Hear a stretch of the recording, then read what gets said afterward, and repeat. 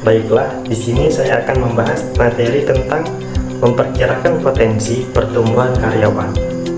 Lingkungan saat ini membuat penentuan potensi menjadi lebih penting dan menantang. Ada 3 pendorong besar yang mengubah organisasi dan sifat pekerjaan. Yang pertama, tren meningkatnya jumlah eksekutif yang keluar dari dunia kerja daripada yang masuk, terutama terlihat di negara-negara maju. Hal ini menyebabkan organisasi besar mengubah cara mereka mengembangkan karyawan. Kemudian yang kedua, sifat pekerjaan sedang mengalami perubahan yang signifikan, menciptakan tantangan dan peluang baru bagi organisasi dan karyawan. Dan yang terakhir, perubahan dalam sifat karir. Hal ini menciptakan paradigma baru tentang bagaimana individu memandang dan merencanakan jalur karir mereka dalam lingkungan kerja yang terus berubah. Dalam era organisasi yang lebih datar, kurang stabil, dan lebih dinamis, kebutuhan akan model evaluasi karyawan yang dapat mengukur potensi semakin meningkat. Salah satu model yang berkembang adalah model 3C dari potensi, yaitu perubahan, keyakinan, dan komitmen. Melalui lensa perubahan, kita dapat melihat bagaimana seseorang karyawan menetapkan agenda perubahan.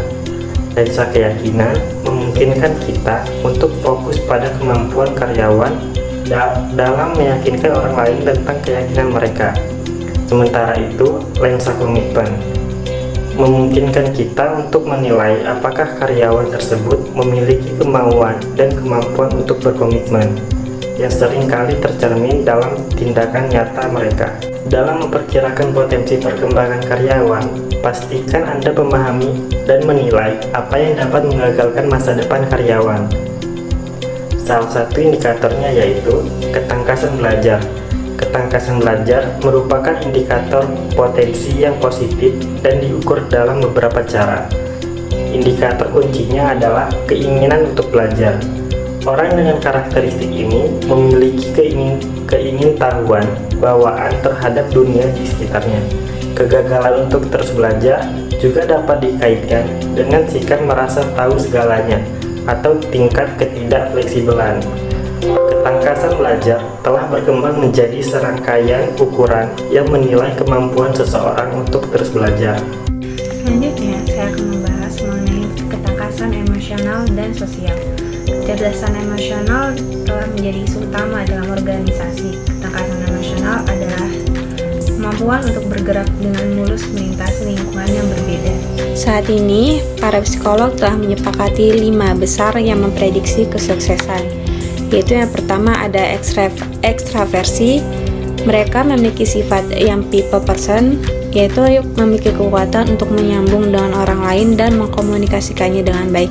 Hal ini memungkinkan mereka untuk mengidentifikasi dan mengambil keputusan yang baik berdasarkan informasi yang mereka dapatkan dari sumber-sumber luar. Lalu yang kedua ada keramahan. Mereka mampu memahami dan mengikuti perilaku orang lain yang memungkinkan mereka untuk memahami situasi dan mengambil keputusan yang baik. Lalu yang ketiga ada keterbukaan. Mereka mampu memahami dan mengkomunikasikan dengan baik dan memungkinkan mereka untuk memahami situasi dan mengambil keputusan yang baik. Yang keempat ada kesadaran. Dan yang kelima ada neurotisisme. Mereka mampu memahami dan mengidentifikasi situasi yang menjadi masalah, memungkinkan mereka untuk mengambil keputusan yang baik. Hal ini memungkinkan mereka untuk mengidentifikasi dan mengatasi masalah sebelum mereka menjadi masalah yang sangat parah. Untuk memprediksi 5 skala ini, organisasi melakukan tes psikometri yang tujuan utamanya untuk mengisolasi orang-orang dalam pola yang diketahui tidak biasa dan bermasalah. Dan berikut ini merupakan saran membangun inventarisasi peran menurut pendekatan High Group. Yang pertama, apa yang dibawa oleh pemegang jabatan tersebut ke dalam peran tersebut, mengetahui pengetahuan dan keterampilan, yang artinya membangun inventarisasi peran yang dimulai dengan mengevaluasi peran mana atau proyek mana yang memungkinkan karyawan untuk menunjukkan dan mengembangkan potensi mereka. Dan yang kedua, jenis permasalahan yang perlu dipecahkan dalam peran tersebut, yang artinya Artinya titik penghubung antara faktor lain yang harus dipertimbangkan dalam inventarisasi peran adalah jenis keputusannya dan bukan masalah yang dapat dipertanggungjawabkan oleh peran tersebut. Lalu mengenai dampak terhadap organisasinya, yang merupakan elemen terakhir yang berguna untuk diperiksa ketika mengembangkan inventarisasi peran adalah di mana dampak keputusan terjadi. Dampaknya bisa bersifat internal, seperti peran ini berdampak pada profitabilitas perusahaan secara keseluruhan, atau juga bersifat eksternal yang berdampak pada kehidupan komunikasi. Hal ini memperluas peluang untuk menguji orang-orang dalam konteks berbeda, di mana mereka perlu mengambil keputusan. Tuntutan organisasi saat ini menjadi saat-saatnya menyenangkan bagi karyawan yang memiliki potensi untuk berkembang, karena organisasi menggunakan lensa untuk melihat potensi dengan cara mengukur melihat risiko, apa yang dapat menggagalkan kemajuan, serta inventarisasi posisi di mana organisasi dapat menguji potensi adalah tempat yang menarik bagi karyawan. Dengan yang transparan mengenai apa yang mereka bawa ke dalam peran mereka dan apa yang dapat menghambat keberhasilan mereka, memberikan jalan yang jelas bagi pengembang menguji diri mereka sendiri terhadap tuntutan peran yang berbeda, memberikan banyak peluang untuk menciptakan jalur karir alternatif. Bagi karyawan yang berpotensi, hal ini harus menjadi faktor yang memungkinkan umur panjang di organisasi. Mengukur evolusi keterampilan bakat penilaian di usia muda. Baik, masuk materi yang pertama, yaitu pengambilan penilaian model pemimpin P3, manajemen kanan mengungkap pemimpin berpotensi tinggi dan berkembang. Nah, jadi dalam revolusi keterampilan baru, budaya merupakan sebuah rajanya. Nah, mengembangkan tenaga kerja yang tangkas bergantung pada identifikasi dan pembinaan pemimpin yang dapat membangun budaya yang berpusat pada pembelajaran, berkelanjutan, dan fleksibilitas. Merumuskan niat strategis untuk mengubah budaya itu sangatlah penting. Nah, namun mengomunikasikan niat tersebut tanpa persiapan yang tepat dapat merugikan. Nah, memperkenalkan strategi radikal, tenaga kerja yang adaptif dalam budaya yang berakar pada hierarki dan struktur pekerjaan yang kaku akan gagal. Nah, orang-orang yang mengikuti budaya, mereka akan kenal cara kita melakukan sesuatu di sini dan menjalani kehidupan kerja mereka seperti sebelumnya. Selanjutnya ada tabel 4 faktor pendukung kepemimpinan. Yang pertama itu ada brightness. Jadi brightness itu seseorang yang memiliki rasa ingin tahu secara intelektual dan pembelajaran yang tajam serta berkelanjutan. Lalu yang kedua itu ada adaptability atau kemampuan beradaptasi. Nah, jadi seseorang yang merasa nyaman dengan ambiguitas, kompleksitas, dan ketidakpastian. Lalu yang ketiga itu ada drive. Jadi drive itu seseorang yang memiliki keinginan dan energi untuk sukses. Lalu yang terakhir itu ada endurance atau ketahanan. Jadi endurance atau ketahanan ini seseorang yang sangat tanggung dan ulet serta memiliki stamina yang besar. Selanjutnya ada nilai kepribadian dan penghambatnya. Nah, jadi nilai kepribadian itu merupakan karakter atau sifat individu yang mendasarinya dalam berinteraksi dengan dunia dan orang lain. Nah, nilai kepribadian dapat mencakup sifat-sifat seperti kejujuran, keberanian, kerendahan hati, ketabahan, dan lain-lain. Lalu sebelahnya itu ada kemampuan dan perkembangan kognitif. Jadi kemampuan dan perkembangan kognitif itu merujuk pada kemampuan otak manusia untuk memproses informasi, belajar, memahami, dan menggunakan pengetahuannya. Nah, ini berkaitan dengan bagaimana pikiran manusia berkembang seiring bertambahnya usia, yang dapat diukur dengan berbagai tes dan evaluasi kognitif. Selanjutnya ada wawancara. Nah, jadi wawancara merupakan metode pemilihan pemimpin yang paling sering digunakan.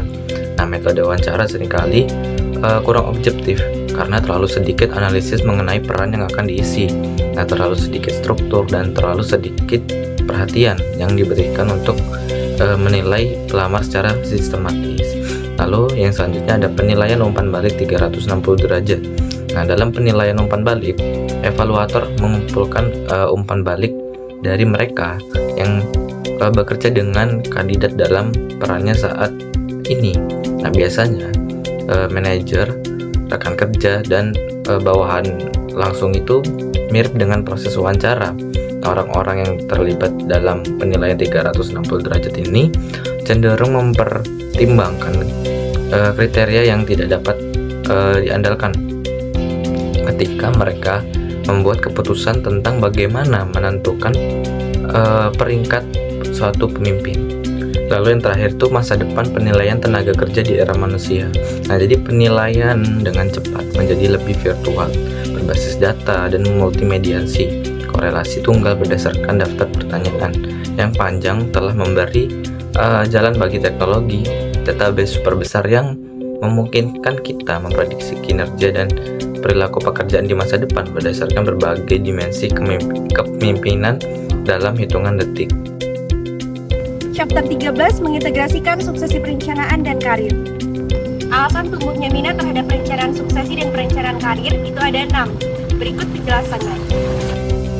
Alasan pertama adalah pengaruh media sosial dan teknologi. Karena konsumen semakin terhubung langsung dengan perusahaan, lalu organisasi dinilai berdasarkan layanan pelanggan, dan karyawan dan konsumen memberi peringkat dan umpan balik. Contohnya adalah Glosier memberi peringkat perusahaan berdasarkan ulasan karyawan. Alasan kedua adalah transformasi tempat kerja melalui teknologi. Lingkungan kerja lebih kolaboratif dan fleksibel, lalu otomatisasi robotika dan kecerdasan buatan mengubah pekerjaan. Alasan ketiga adalah tenaga kerja dari berbagai generasi. Pengusaha menghadapi tantangan dalam manajemen berbagai generasi karyawan. Alasan keempat adalah mobilitas dan teknologi seluler. Karyawan dapat menggunakan data perusahaan dari mana saja, dan peralatan kerja dapat dibawa dengan ponsel dan tablet. Alasan kelima adalah dampak globalisasi pada budaya kerja. Perusahaan lebih terbuka pada outsourcing dan globalisasi karyawan. Beragam budaya membutuhkan pelatihan dan pengembangan karyawan lebih lanjut. Yang keenam adalah faktor-faktor lain dapat mengurangi kemungkinan hilangnya orang-orang pada masa pensiun. Salah satunya adalah perampingan, yang dapat mengurangi jumlah posisi yang tersedia. Yang kedua adalah imigrasi, yang dapat mengurangi jumlah lowongan yang tersedia bagi semua warga negara.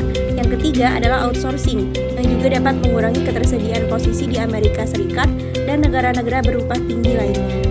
Berikut adalah penjelasan strategi manajemen bakat yang destruktif, integrasi program perencanaan suksesi dan karir, dan praktik terbaik dalam pelaporan suksesi dan karir. Strategi manajemen bakat yang destruktif. Strategi ini bertujuan tidak hanya bertahan, tapi juga berkembang dalam lingkungan kompetitif yang destruktif.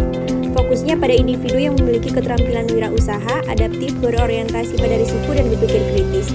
Lalu mereka memiliki potensi untuk merevolusi ide dan pendekatan baru dalam organisasi. Integrasi program perencanaan suksesi dan karir. Perencanaan suksesi membangun kekuatan organisasi untuk memenuhi kebutuhan talenta di masa depan. Perencanaan karir memberikan individu gambaran kompetensi saat ini dan yang dibutuhkan di masa depan. Kedua program membutuhkan deskripsi tugas pekerjaan, kompetensi, evaluasi potensi promosi, dan strategi pengembangan bakat.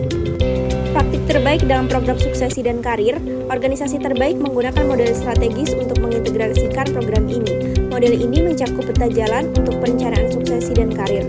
Variasi model tergantung pada industri, budaya, dan ukuran organisasi. Berikut ini adalah penjelasan kapan perencanaan suksesi dan karir merupakan strategi yang tepat, lalu merumuskan kebijakan tujuan talent manajemen yang tepat, dan memperjelas tujuan pekerjaan dan kompetensi karyawan saat ini. Kapan perencanaan suksesi dan karir merupakan strategi yang tepat? Jika yang pertama, perencanaan suksesi dan karir bukanlah solusi instan untuk masalah talenta. Yang kedua, manajer harus mempertimbangkan berbagai alternatif selain mengembangkan bakat internal, seperti penggunaan karyawan sementara, outsourcing, atau rekonstruksi tugas. Lalu program ini merupakan komponen penting, namun bukan pengganti dari perencanaan kerja dan tenaga kerja yang komprehensif.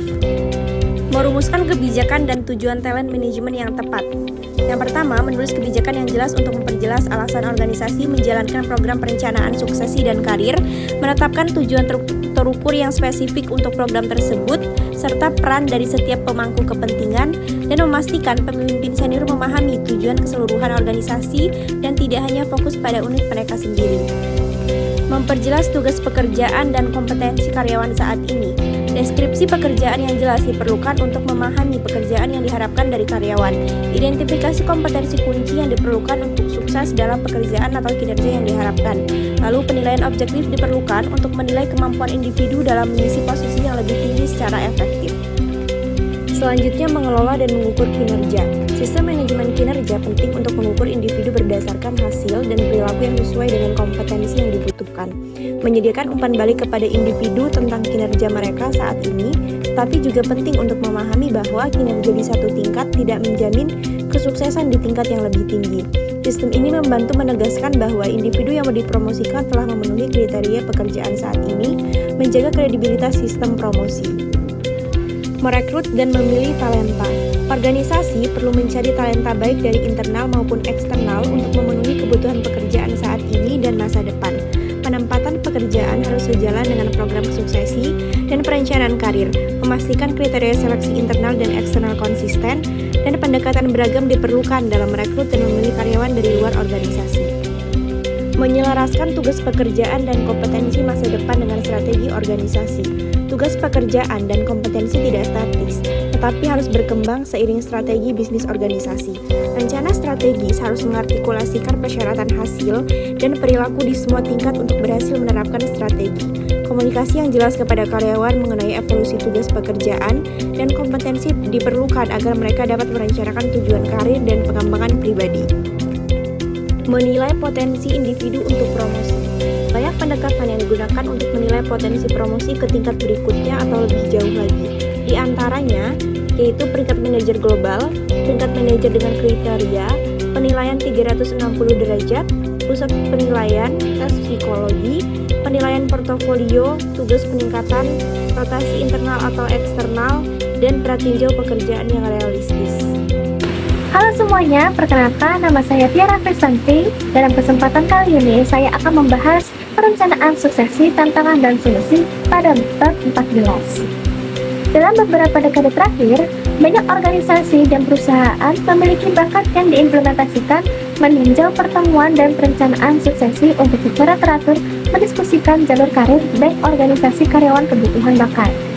Ini masih merupakan fungsi manajemen risiko baru bagi banyak perusahaan. Beberapa organisasi telah merasakan bahwa proses ini sangat bermanfaat, namun ada juga yang belum melihat hasil yang diharapkan. Jadi pertanyaannya adalah, apa kunci kesuksesan dan kendala apa yang harus dihadapi? Dalam bab ini kami akan membahas semuanya tentang tantangan-tantangan dan memberikan ide-ide untuk menghindari atau mengatasinya. Tantangan yang pertama adalah manajer dan karyawan tidak selalu menindaklanjuti tindakan pengembangan untuk mengidat penerus. Jika manajer dan karyawan tidak menindaklanjuti tindakan pengembangan calon penerus, mereka tidak akan siap untuk posisi ketika lowongan tersebut kosong, dan organisasi kemungkinan akan merekrut kandidat eksternal dan mengeluh bahwa perencanaan suksesi tidak berhasil. Ada beberapa solusi yang dapat membantu masalah ini. Yang pertama adalah selalu minta para pemimpin bisnis mendiskusikan dan menyepakati kandidat penerus dan tindakan pengembangan bagi kandidat penerus dalam pertemuan tinjauan bakat. Lalu yang kedua, proyeksikan catatan tersebut ke layar proyeksi selama pertemuan perencanaan suksesi tinjauan bakat, sehingga semua peserta dapat melihat item tindakan pengembangan yang disepakati untuk mengembangkan setiap kandidat penerus. Lalu solusi yang ketiga, selama pertemuan peninjauan bakat, mintalah orang tertentu dalam pertemuan tersebut untuk mengambil tanggung jawab atas tindakan pengembangannya. Lalu solusi berikutnya adalah memberikan ringkasan tindakan pengembangan kepada manajer bisnis dan departemen pelatihan dan pengembangan setelah pertemuan tinjauan bakat. Solusi selanjutnya adalah mengadakan pertemuan singkat secara berkala untuk memeriksa kemajuan tindakan pengembangan sepanjang tahun. Lalu solusi selanjutnya, memberikan insentif dan konsekuensi untuk meningkatkan akuntabilitas kemajuan tindakan pembangunan. Tantangan yang kedua adalah pemimpin bisnis tidak memahami nilai pengembangan bakat dan perencanaan suksesi. Tidak mengherankan jika banyak pemimpin bisnis tidak memahami nilai bisnis dari pengembangan bakat dan perencanaan suksesi, karena strategi ini seringkali tidak disertakan dalam program gelar bisnis. Jadi, penting bagi profesional HR untuk memiliki kesabaran dan memberikan pelatihan serta perangkat bakat bagi para manajer mengenai topik ini. Solusi yang pertama adalah Memulailah strategi suksesi Anda dengan sasaran bisnis, bukan sasaran talenta, dan pastikan bahwa metrik telah diidentifikasi untuk mengukur hasil. Misalnya, mungkin bisnis Anda akan membuka lokasi perusahaan baru di tahun-tahun mendatang. Bisnis perlu memiliki manajer yang siap memimpin fasilitas baru tersebut.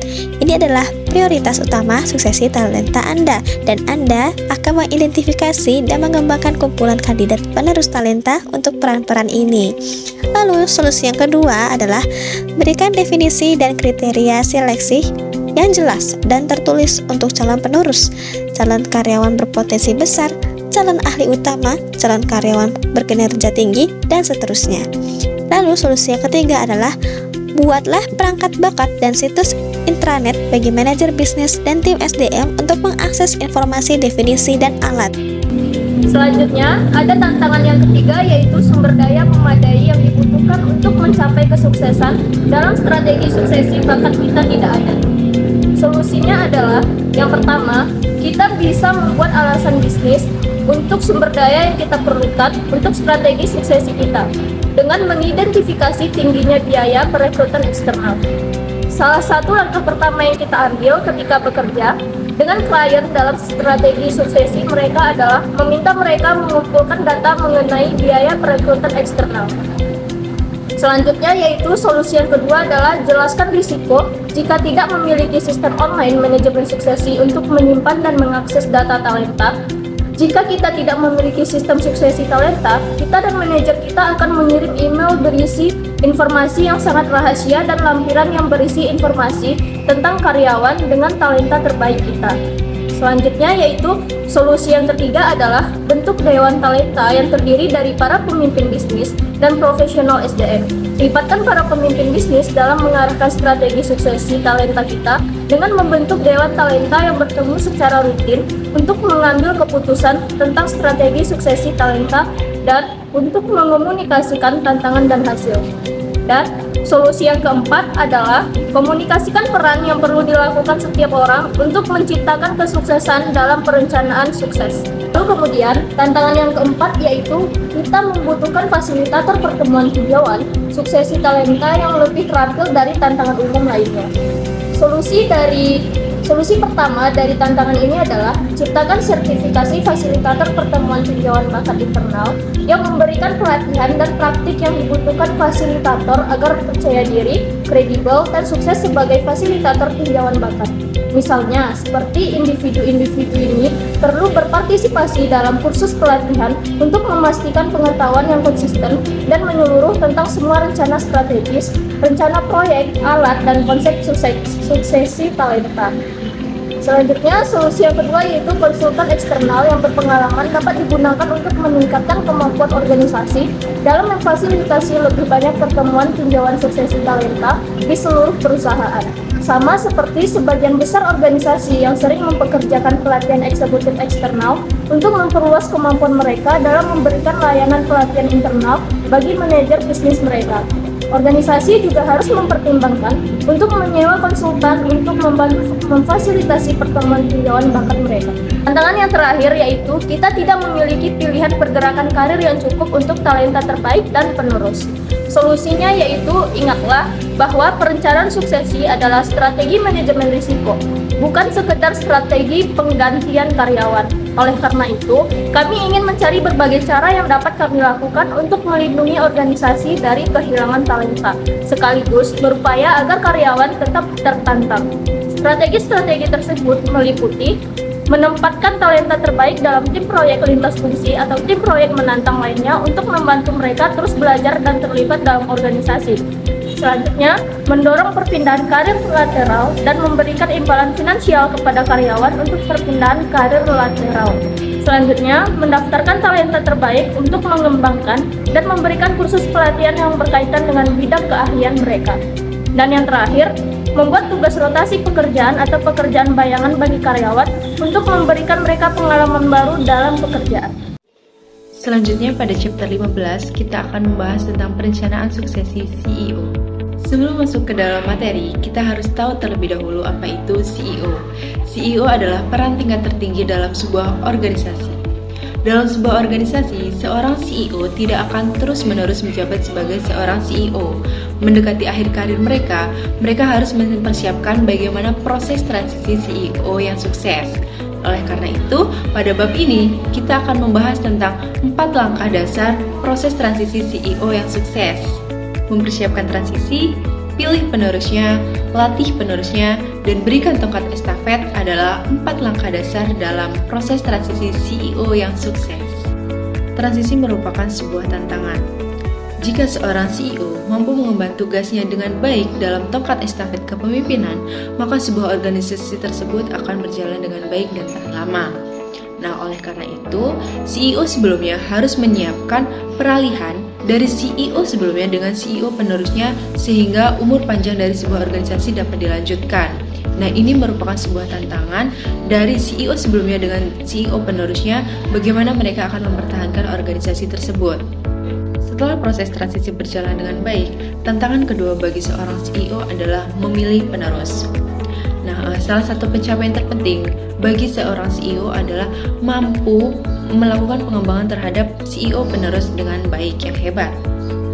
Nah, penerus CEO yang baik itu sebaiknya berasal dari internal perusahaan itu sendiri. Mengapa demikian? Hal itu karena kemungkinan seorang CEO penerus tersebut telah bekerja selama bertahun-tahun di organisasi tersebut atau di perusahaan tersebut, sehingga CEO penerus ini dapat mengetahui bagaimana visi dan misi perusahaan. Nah, dengan demikian, seorang CEO yang baru dapat melanjutkan atau dapat meneruskan apa visi misi perusahaan yang telah dilakukan oleh CEO sebelumnya. Untuk itu, penting seorang CEO memilih penerus CEO yang berasal dari dalam organisasi tersebut sendiri atau memilih sebuah CEO yang baru atau CEO penerus yang hebat dengan melakukan pengembangan dari CEO tersebut. Seorang CEO harus mampu melatih penerus CEO sebelumnya. Nah, ketika proses suksesi memerlukan pembinaan eksternal, maka CEO harus dilibatkan untuk memastikan bahwa proses pembinaan tersebut telah berhasil. Nah, dalam proses pembinaan tersebut, CEO harus meminta pembina untuk menjelaskan bidang keahliannya dan kemudian menganalisis apakah bidang tersebut sesuai dengan kebutuhan pembinaan dari CEO penerusnya. Setelah CEO melakukan 3 hal tersebut, maka CEO harus mampu memberikan tongkat estafet bagi penerusnya. Hal terbaik yang dapat dilakukan oleh CEO adalah menunjukkan integritas dan melakukan segala kemungkinan untuk memastikan kesuksesan bagi CEO berikutnya. Nah, oleh karena itu, seorang CEO sebelumnya harus mampu memberikan amanah atau melepaskan bagaimana CEO tersebut atau CEO penerusnya untuk dapat melanjutkan tongkat estafet kepemimpinannya dengan lancar dan juga sukses.